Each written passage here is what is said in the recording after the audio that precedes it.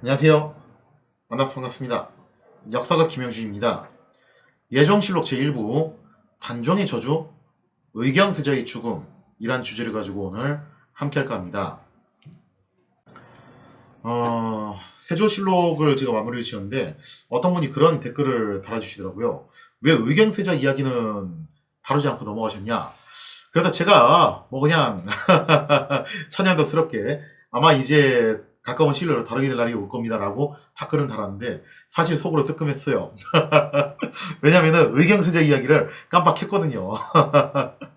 그래서 조금 늦었지만 사실 크게 무리는 없죠. 예종실록 첫 파트에 의경세자 이야기를 먼저 좀 다루고 본격적으로 다음 시간부터 예종시대 이야기를 다루도록 하겠습니다.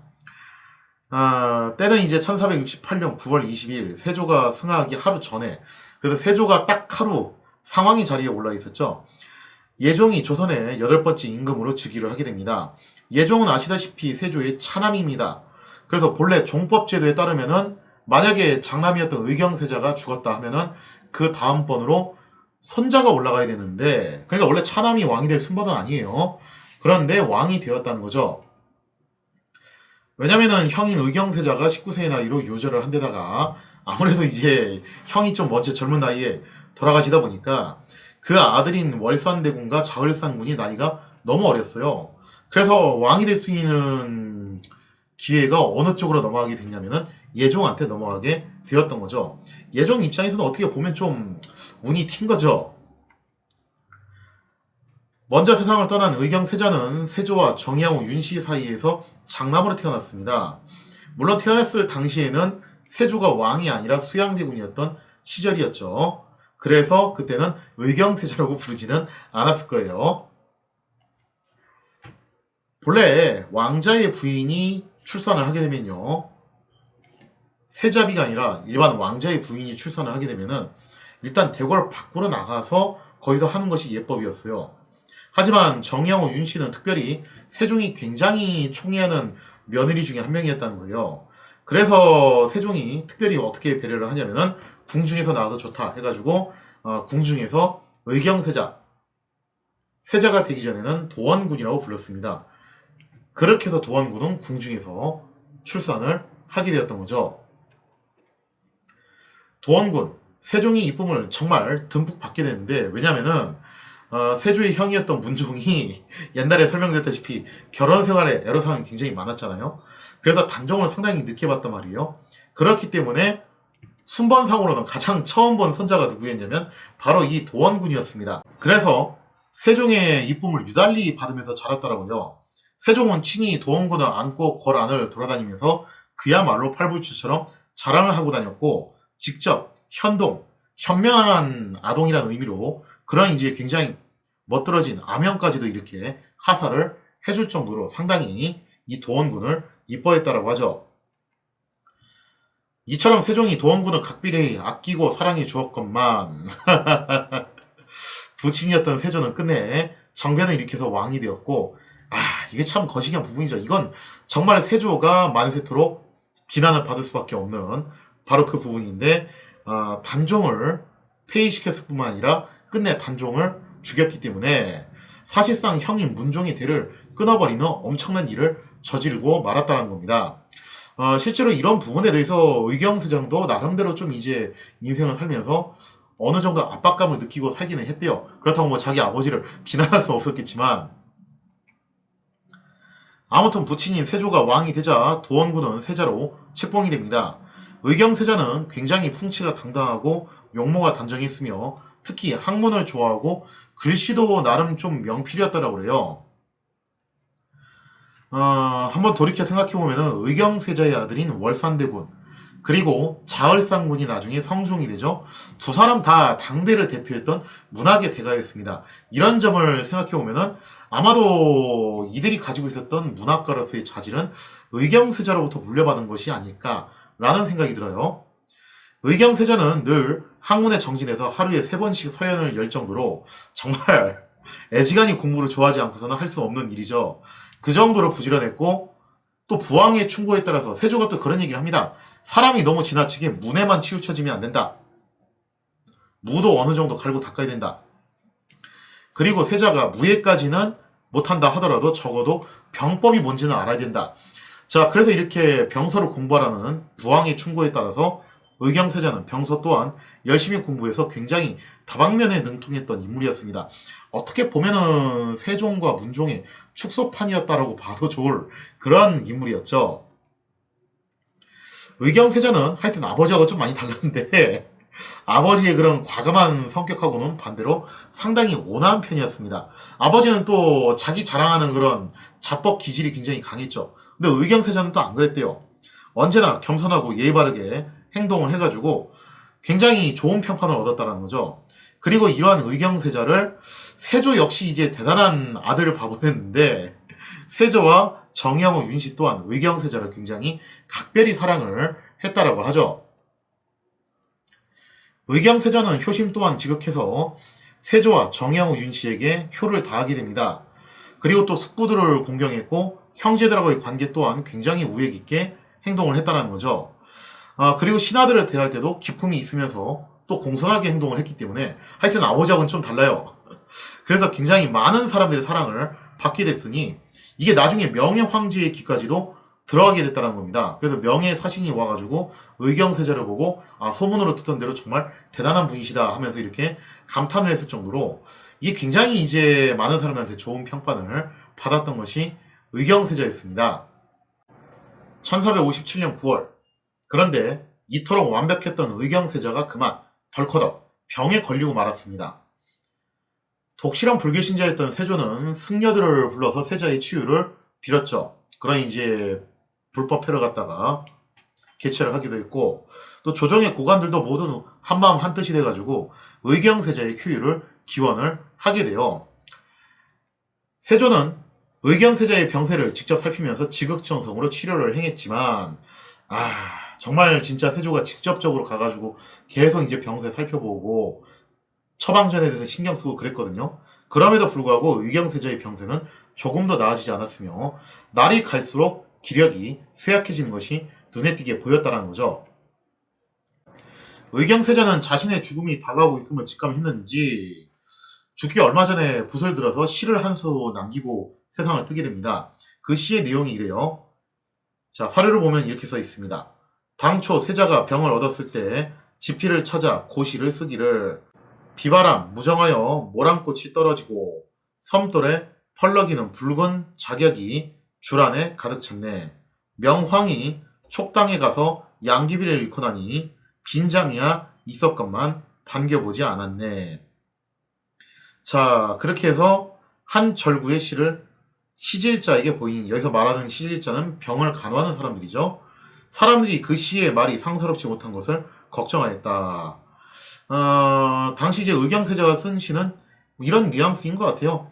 비바람 무장하여 모란꽃이 떨어지고, 그러니까 자신이 이제 병마에 시달리다가 죽음이 얼마 남지 않았다. 저렇게 이제 꽃이 떨어지는 것에 비유를 했던 것 같아요.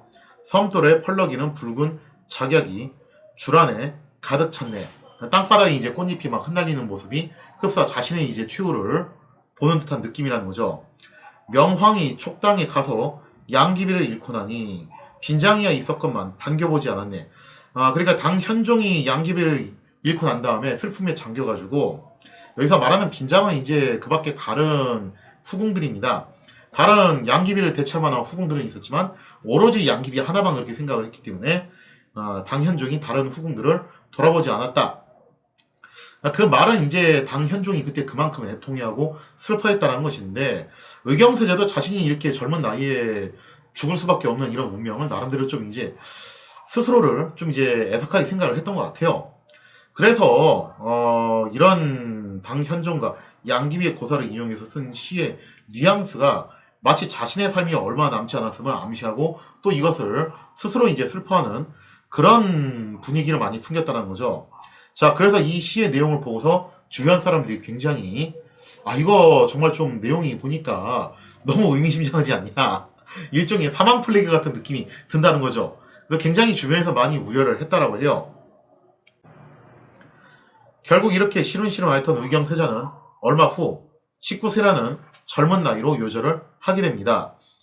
세조는 평소부터 의경세자를 무척 사랑해서 아꼈는데 의경세자가 젊은 나이에 요절을 하게 되자 당연히 그 슬픔은 이루 말할 수가 없을 지경이 되었죠. 자, 그래서 세조는 사실 세조가 풍수질이 꽤 능통했었잖아요. 그래서 세조가 직접 풍수에 대한 지식을 발휘해서 의경세자의 묘자리를 최대한 명당자리로 찾아서 지정을 할 정도로 그 정도로 의경세자의 죽음을 굉장히 애통해 했다라는 거죠. 그래서 의경세자의 무덤은 경기도 고양시에 안장이 되었고 경릉이라고 불리게 됩니다. 세자인데 왜 왕릉처럼 이름이 붙었죠?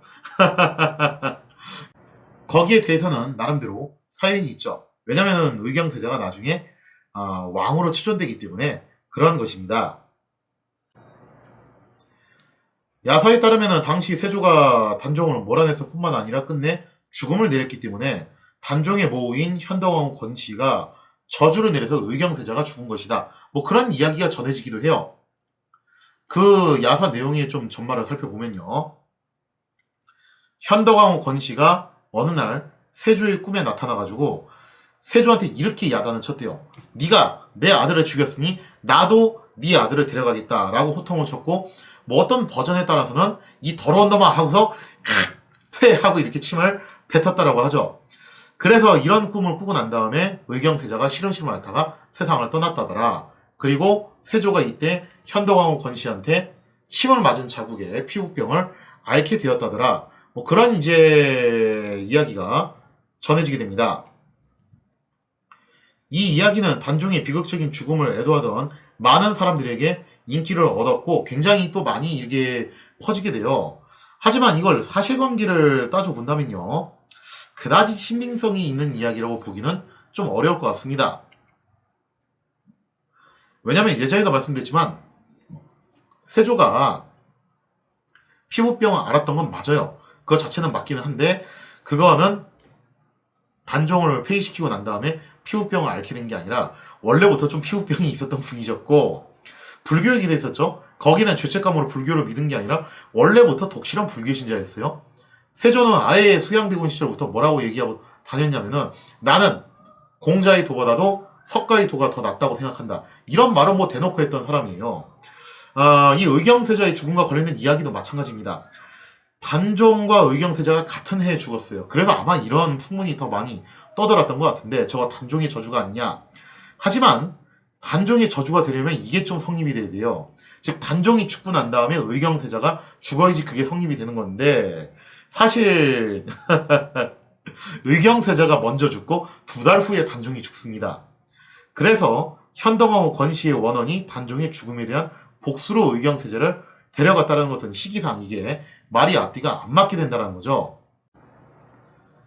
자, 뭐 아무튼 이제 단종의 저주라고 하기에는 사실 뭐 이제 여러 가지 시기상 안 맞는 것도 있고 뭐 저주라기보다는 그만큼 당대 사람들이 단종의 죽음을 애석해했고 그래서 이런저런 풍문들을 많이 만들어냈다. 요 정도로 해석을 하시는 게 제가 볼 땐 맞는 것 같습니다.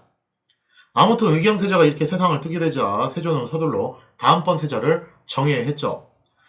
뜻밖에도 왕통은 종손이 아닌 차남 쪽으로 넘어가게 됩니다. 왜냐면 의경세자가 너무 젊은 나이에 요절을 했기 때문에 그 장남인 월산대군은 아직 나이가 어렸어요. 자을상과 같은 경우는 아예 피덩이였고 월산대군도 아직 나이가 굉장히 어린 상태였습니다.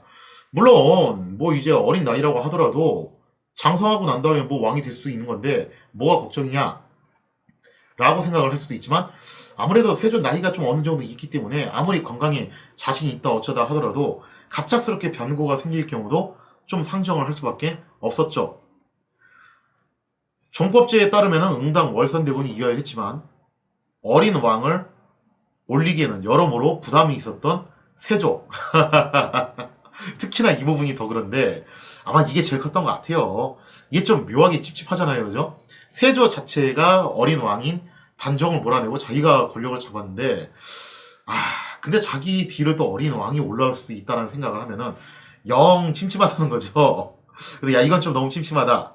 그리고 또 신하들도 좀 그 생각을 했던 것 같아요. 그래서 공연히 여기서 이제 종법제에 따라서 종손을 가셔야 됩니다라고 밀어붙였다가 혹시라도 오해받을까봐 신하들도 딱히 이 이야기를 하진 않았고 그리고 세조가 또 나름대로 이제 그 부분을 우려를 해가지고 그냥 차남 쪽으로 돌려버리니까 세조가 또 왕권이 엄청 강력했던 왕이었거든요.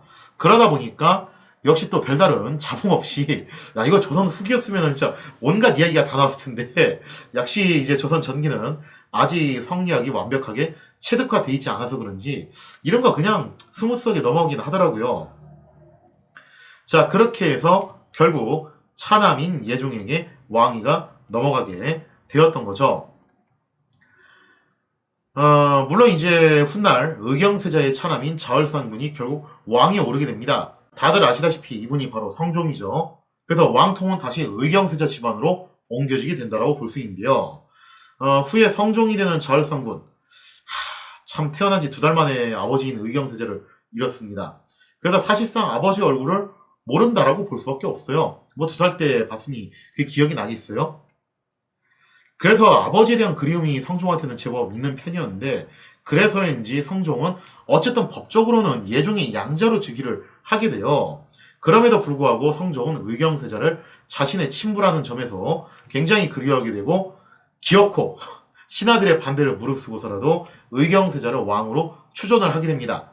이게 조선 역사상 처음으로 왕이 되지 못했던 세자가 왕으로 추존된 사례죠. 자, 그래서 이제 의경세자의 묘를 뭘로 정할 것이냐라고 했을 때, 뭐 신하들은 뭐 다른 것들을 갖다 추천을 했는데, 성종이 뭐라고 밀어붙이냐면은, 야, 우리 아버지가 살아생전에 그렇게 덕망이 있었다며, 그러니까 뭘로 해라, 덕정으로 해라 해가지고 덕정으로 추존을 받게 됩니다. 그래서 이제 의경세자의 무덤이 경릉, 릉으로 이렇게 이름이 붙이게 된 거죠. 아무튼 이렇게 해서 의경세자가 젊은 나이에 세상을 뜨게 됨에 따라 차남인 예종이 대통을 이어 왕이 됐죠. 비록 예종은 나이가 아직 어렸지만 여러모로 세조를 빼다 닮았습니다. 그러니까 예종도 아직 20살이 되진 않았어요. 그러니까 어느 정도 성인에 근접한 나이기는 했지만, 또 그렇다고 해서 완전히 성인이라고 말하긴 애매한 나이긴 했는데, 근데 세자 수업 기간이 상당히 길었고, 그리고 또 이제 아버지인 세조의 기질을 많이 빼다 닮아서 굉장히 패기 있고 배짱이 두둑한 그런 스타일이었다고 해요. 자, 그래서 이제 예종은 파워풀하게 자신만의 정치를 이끌어 나갈 생각이었는데, 그러나 이게 세조가 남겨놓고 간 유산이죠. 유산이라고 해야 될지 뭐라고 해야 될지, 예종이 즉위할 무렵 정치 환경은 그다지 녹록지 않았습니다. 바야흐로 구공신과 신공신 사이에 대대적인 충돌이 예견된 그런 상황이었다는 거죠. 그야말로 신구 세력 간의 갈등이 예고돼 있었는데요. 자, 이렇게 불안하기 시작한 예종의 시대, 과연 예종은 뛰어난 리더십을 발휘해서 신구 세력 간의 갈등을 잘 조정할 수 있을 것인가? 본격적인 예종에 대한 이야기는 다음 시간에 이어서 계속하도록 하겠습니다.